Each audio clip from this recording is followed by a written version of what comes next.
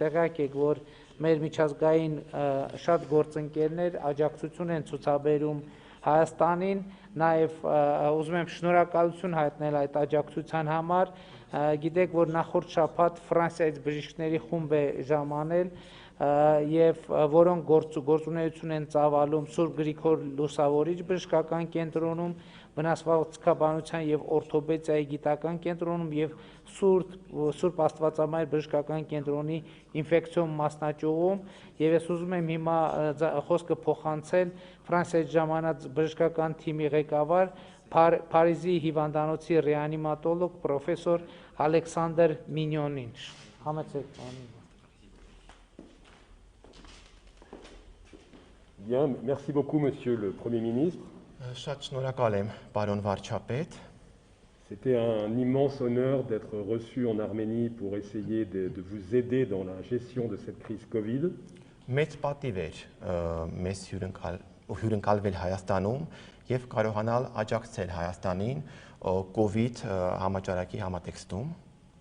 Votre accueil a été remarquable.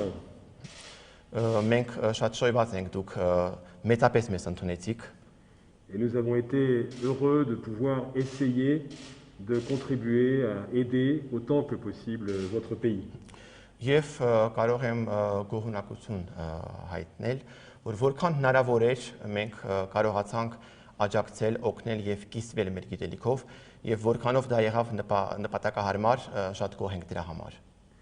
Ce d'autant que les 10 personnes qui m'accompagnaient n'étaient aucunement d'origine arménienne et que je crois savoir qu'il y a toujours un peu d'arménien dans les individus.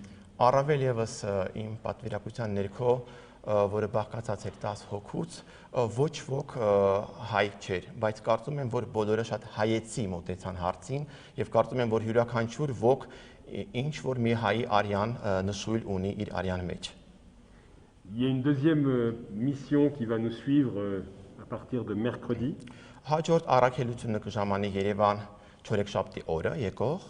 Avec cette fois beaucoup de gens de la diaspora arménienne.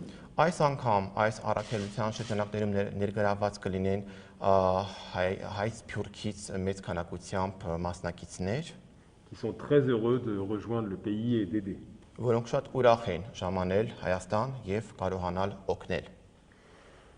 Je ne peux que répéter les messages du Premier ministre et du ministre de la Santé.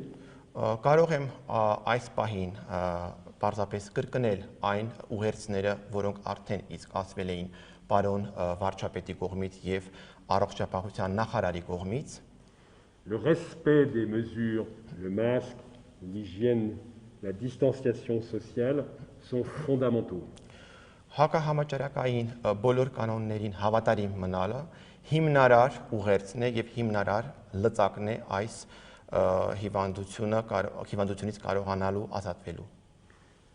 Sans nouveaux malades, 15 malades à l'hôpital, 5 malades en réanimation, 2 décès.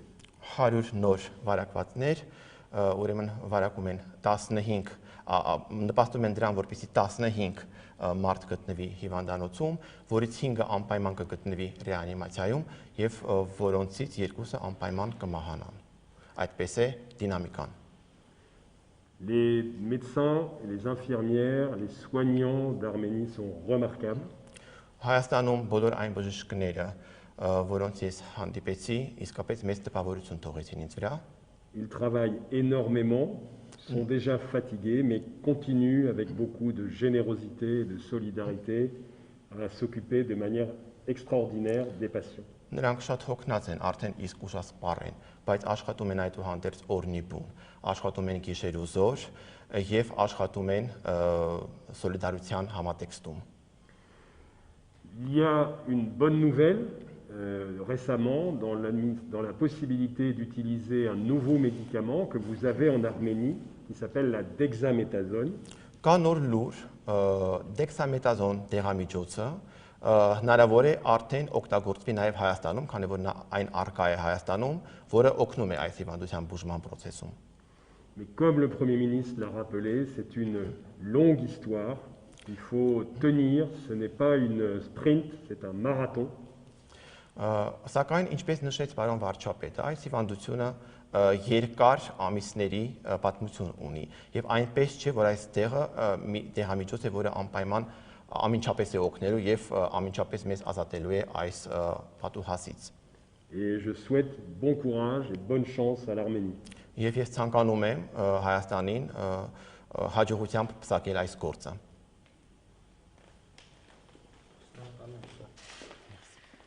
Հարգելի պարոն Մինյոն, խնդրում եմ իմ անունից, մեր ժողովրդի անունից, մեր կառավարության անունից իմ շնորհակալության խոսքերը փոխանցել ձեր թիմի ներկայացուցիչներին եւ ուզում եմ նաեւ այս առիթը օգտագործել իմ շնորհակալությունը հայտնել բոլոր այն օտարերկրյա բժիշկներին, ովքեր ժամանել են կամ ժամանում են Հայաստան մեզ օգնության ձեռք մեկնելու, նաև այն երկրներին, ովքեր տեխնիկական կամ այլ աջակցություն են ցուցաբերել Հայաստանին։ Ես ընդամենը ասեմ պարոն Մինյոնի ասածին ի հավելում, որ դեքսամիտազոն, ճիշտ ասացի անունը, դեքսամիտազոն դեղամիջոցը հենց առաջին օրերից Հայաստանում կիրառվել է եւ մենք նաև քննարկել ենք, որ այդ դեղամիջոցի պակաս Հայաստանում չկա, շուկայում առկա է, ընդ որում դա բավականին, ինչքան հասկացա, մատչելի դեղամիջոց է, թանկարժեք դեղամիջոց չի համարվում